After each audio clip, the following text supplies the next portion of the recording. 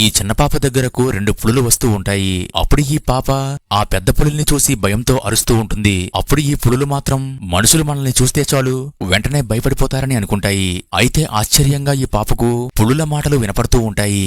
అలాగే ఆ పులి ఈమెకు తినమని ఒక పండు ఇస్తుంది. అదే సమయంలో ఈ పులుల బిడ్డ ఒక్కసారిగా స్పృహ కోల్పోయి పడిపోతుంది.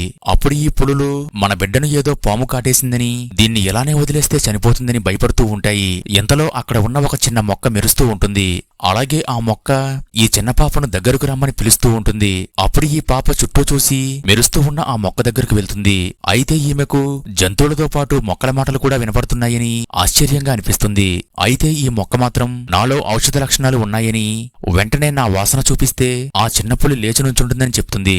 వెంటనే ఈ పాప ఈ వనమూలికల మొక్కను పీకి వెంటనే ఆ చిన్నపులికి వాసన చూపిస్తుంది. ఈ వాసన చూడగానే ఆ చిన్నపులి ఒక్కసారిగా లేస్తుంది. అప్పుడు ఈ పెద్ద పులులు తన బిడ్డను బ్రతికించినందుకు ఈ పాపకు సహాయం చేద్దామని ఈమెను వెంట పట్టుకుని ఆ అడవిని దాటిస్తూ ఉంటాయి. అదే సమయంలో మతిస్థిమితం లేని ఈ పాప తల్లి అక్కడికి వచ్చి ఈమెతో తింగరిగా మాట్లాడుతూ ఉంటుంది. అప్పుడు ఈ పులులు ఈ పాపకు సహాయం చేద్దామని వీరిద్దరినీ కలిసి ఆ అడవిలో ఉన్న ఔషధ మొక్క దగ్గరకు తీసుకువెళ్తారు. అలాగే ఈ పాప తల్లికి ఔషధ పండును తినిపించగానే ఆమెకు పిచ్చి తగ్గి మామూలు స్థితికి వస్తుంది. అంతేకాకుండా ఆ పులులు వీళ్ళకి తినడానికి ఆహారం ఉండే చోటును చూపిస్తాయి. అలాగే వీళ్ళని తీసుకెళ్లమని ఒక అడవి కుందేలను కూడా తెచ్చి ఇస్తాయి. దీంతో ఈ తల్లి కూతుర్లు ఆ పులులు ఇచ్చిన ఆహారాన్ని తీసుకుని నేరుగా ఇంటికి వస్తారు. అయితే వీళ్లతో పాటు ఆ చిన్న పులి కూడా తోడుగా వస్తుంది.